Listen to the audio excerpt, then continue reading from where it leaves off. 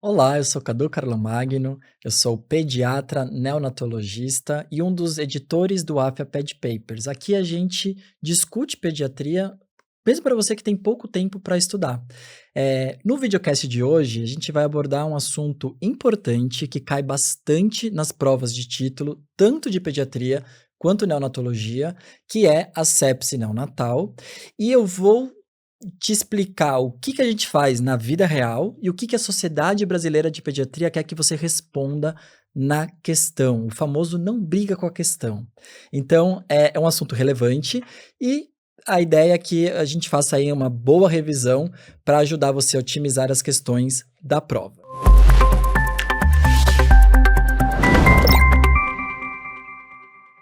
Então vamos começar falando sobre a temporalidade e a etiologia da sepse neonatal.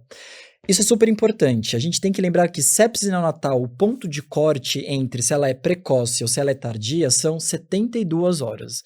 Se acontece nas primeiras 72 horas de vida, a sepse é considerada precoce. Se acontece após 72 horas de vida, ela é considerada tardia. Houve um tempo onde esse ponto de corte era uma semana, não se confunda, mudou para 72 horas, isso que é o mais comum.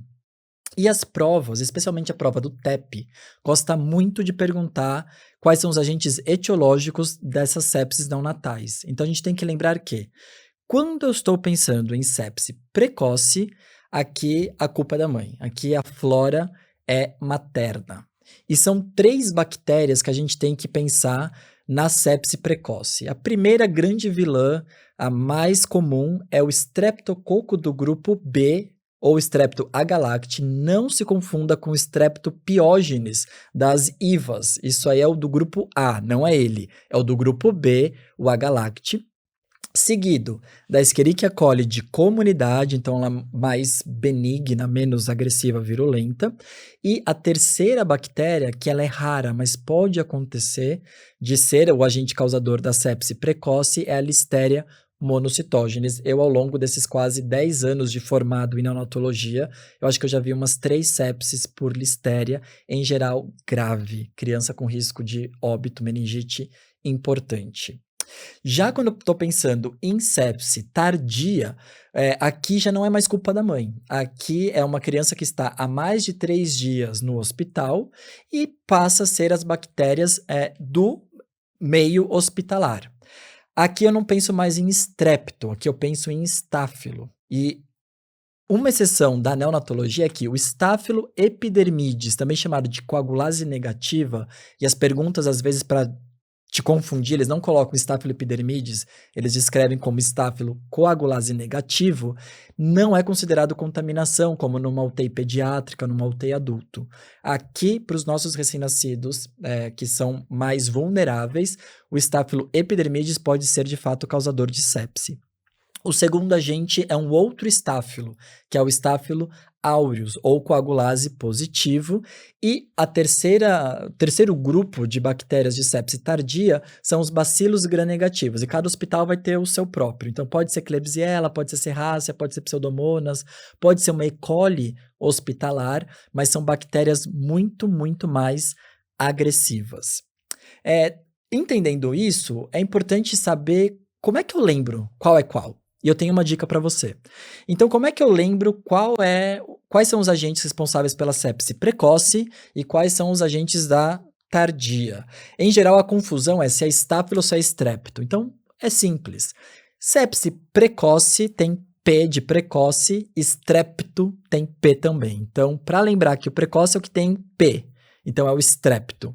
E tardia tem letra T, começa com letra T, e aí é o estáfilo. Então, é um ótimo jeito simples de lembrar para a prova e para a vida, porque é importante saber os agentes, porque isso vai impactar na minha escolha de antibiótico empírico, que eu vou comentar mais adiante com você. Muito bom. É importante a gente falar de riscos para sepse neonatal precoce, e sem dúvida nenhuma, o estreptococo do grupo B é o principal fator de risco. Então, vamos entender esse risco infeccioso. Por ainda ser o agente mais importante da sepse precoce, tem recomendação de fazer coleta da pesquisa do estreptococo do grupo B nas gestantes entre 35 e 37 semanas, no período, né, pré-natal, e tem validade o resultado para aproximadamente 4 semanas. Então, valeria aí entre 39, se a criança nascer com 39 a 41 semanas. Caso venha uma coleta positiva, não quer dizer que a mãe esteja doente, mas ela é colonizada. A maioria não tem doença pelo estrepto do grupo B, a mãe. Ele é grave para o bebê, não para a mãe. Mas recomenda-se que, nos casos de ser positivo, essa mãe receba profilaxia intraparto, que em geral é feito com penicilina cristalina ou ampicilina, e para atingir o nível sérico adequado protetor para o feto, tenha que receber a segunda dose. Então, recebeu 2 doses ou mais, a profilaxia foi completa e a gente entende que não houve mais risco de infecção do bebê ao nascimento, porque já tem um nível sérico protetor dessa própria criança. Mas aí vem algumas considerações, né? Vamos supor que o SWAB veio positivo, mas a criança não recebeu a profilaxia, na verdade não a criança, a mãe não recebeu a profilaxia intraparto, ou ela foi incompleta, a criança nasceu com menos de 4 horas após a primeira dose.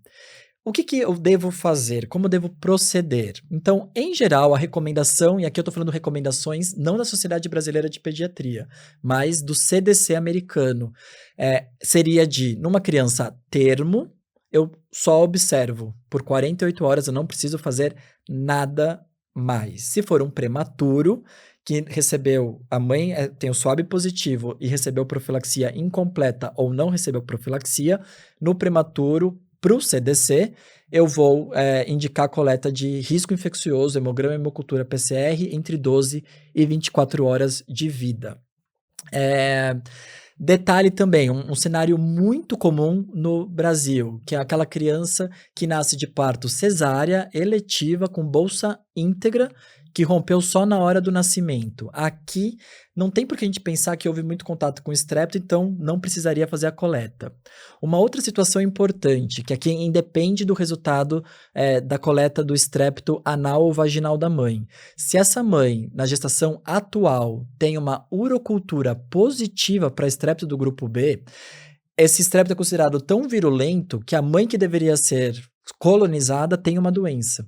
E aqui, essa criança tem que receber, né, tem que coletar exames com 12 a 24 horas de vida. Mesma coisa se tiver um histórico de filho anterior, numa outra gestação que teve sepse por estrepto do grupo B. Nesses casos, coleta-se exames da criança independente da idade gestacional e do resultado do SWAB para estrepto da gestante, tá bom? Ou da profilaxia ou não. Nesses casos, estaria indicado. Lembrando que essas recomendações, elas são do CDC americano e que pode ter divergências com a recomendação da Sociedade Brasileira de Pediatria. Então, isso pode impactar na resposta da sua questão, e a gente vai falar mais sobre isso mais adiante. E agora, quais são os outros riscos infecciosos da sepse neonatal precoce? O segundo risco mais temido seria a corioaminionitíca, uma infecção das membranas ovulares, que em geral a gente precisa que o obstetra nos informe que a mãe está infectada, e ele vai pensar porque a mãe está com febre, taquicardia no parto, uma mãe que tem leucocitose, PCR aumentado e pode ter fisiometria no líquido amniótico com aquele aspecto fétido.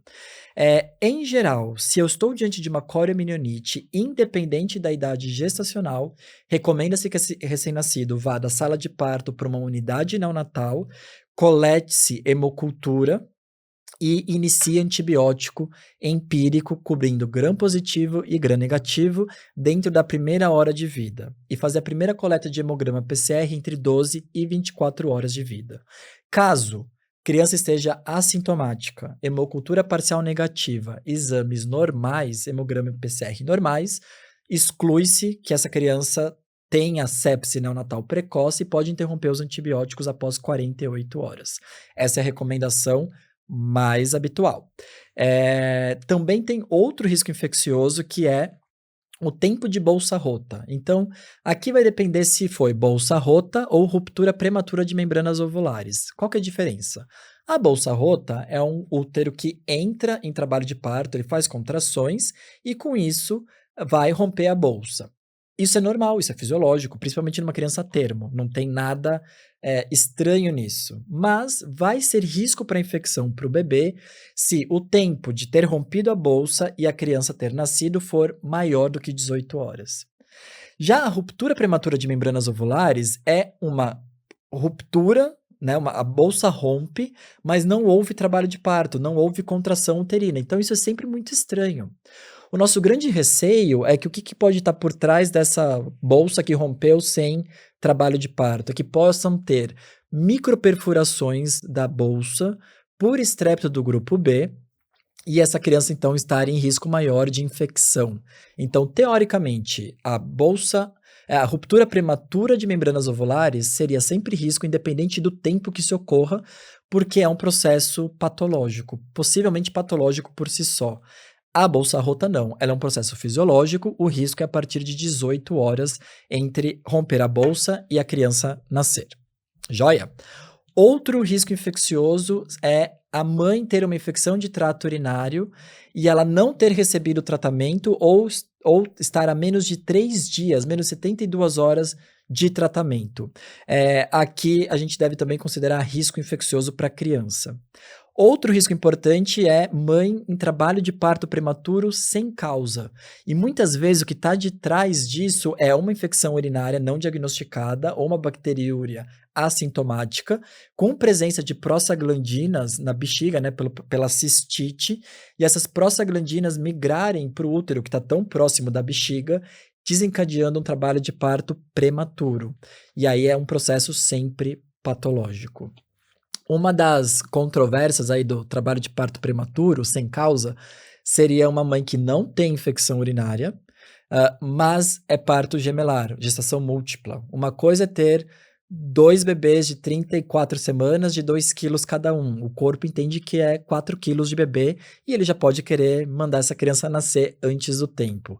Muitos lugares vão considerar risco infeccioso, outros vão só observar nesses casos. Semelhante ao que acontece com a corioaminorite, no trabalho de parto prematuro sem causa, em geral, na criança menor de 34 semanas, e alguns serviços reduziram esse corte para menores de 32 semanas, também já iria para a unidade neonatal de qualquer jeito, mas colhe hemocultura na chegada e inicia antibiótico empírico, cobrindo gram positivo e gram negativo dentro da primeira hora de vida.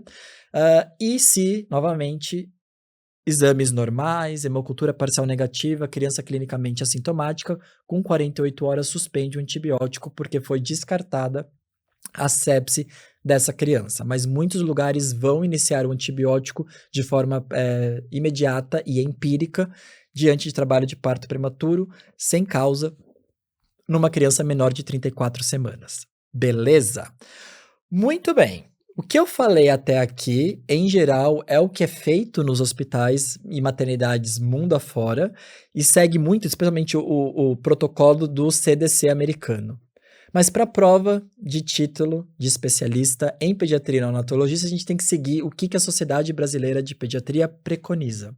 E aí tem um documento de 2022, de sepse neonatal precoce, aonde tem uma frase lá que eles têm perguntado muito nas provas, então vale ressaltar para não te confundir. O que é?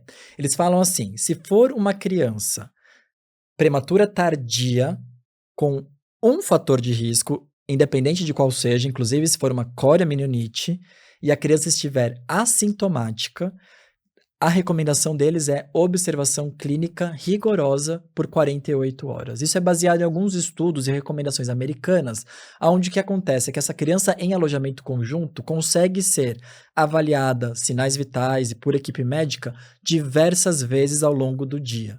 De modo que qualquer alteração clínica é percebida de forma precoce e essa criança, então, migra para a unidade neonatal para coletar exames e iniciar antibiótico. A sociedade brasileira pede isso também, mas essa não é a nossa realidade. Muitas vezes, o alojamento conjunto, a criança vai ter avaliações de medida de temperatura 2 vezes por dia, mal vão contar a frequência cardíaca ou respiratória, e a parte médica, a gente avalia essas crianças uma vez, a não ser que nos chamem para ver de novo. Então, por conta disso, eu ainda tenho angústias dessa recomendação. Eu acho que ainda faltam mais estudos e melhorias do cuidado da criança de baixo risco para a gente não comer bola. Mas para a prova, não brigue com a questão. É simplesmente observação clínica rigorosa por ser uma criança prematura tardia ou termo em diante, com um fator de risco apenas, independente do que for. Se for uma criança menor de 34 semanas, ou se tiver mais de um fator de risco, aí está recomendado a coleta de risco infeccioso pela Sociedade Brasileira de Pediatria, mas fica aí a dica caso eles voltem a perguntar nas provas futuras. Muito bem, mas afinal, tudo é sepse, né? A gente sabe que as manifestações clínicas mais esperadas na sepse neonatal, elas são muito inespecíficas. Então tem aquela velha máxima, tudo é sepse e nada é sepse. O que eu quero reforçar é que, em geral, um dos motivos pelos quais muitos hospitais ainda preferem coletar risco infeccioso das crianças é que a sepse precoce, ela pode ser assintomática, com sintomas muito inespecíficos. E a gente vê, às vezes, uma criança com exames alterados, líquor alterado, e ela não deu grandes clínicas.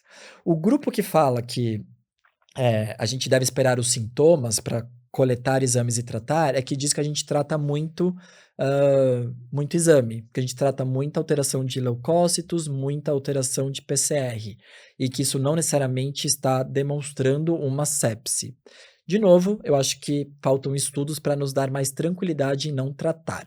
Mas o argumento para coletar os exames é porque a gente pode, de fato, se deparar com exames alterados, eventualmente com cultura positiva, e ter demorado para fazer o diagnóstico se fosse esperar os sintomas.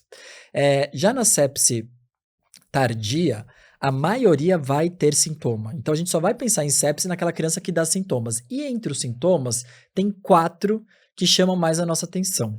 E eles são os seguintes. Então, primeiro dos sintomas é aquela criança que fica hipoativa. Então, ele estava lá ativo, se mexia, de repente está pacato, quietinho, não gosto. Ou então uma criança que é de termo, fazendo apneia, ou um prematuro que está com cafeína, suporte ventilatório e está fazendo muitas apneias. Isso pode falar a favor de sepse.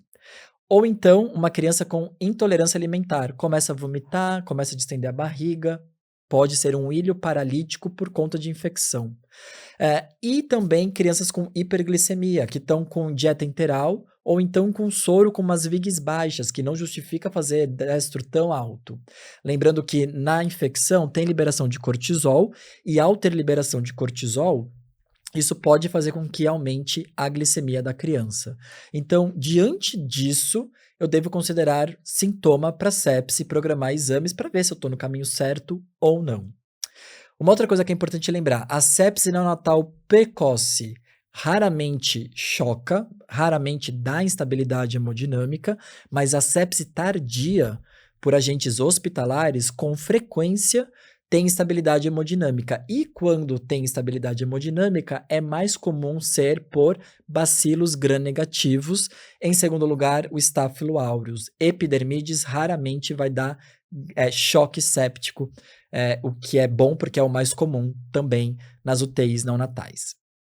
Muito bem, até aqui esse videocast estava liberado para todo mundo, mas de agora em diante, até o final desse videocast, é só para você que é aluno dos nossos cursos da AFIA Ped Paper. Se você ainda não é e está interessado, vai fazer prova e quer ouvir mais os nossos videocasts e as nossas dicas para a prova, se inscreva em um dos nossos cursos, aí o videocast vai ser liberado para você também.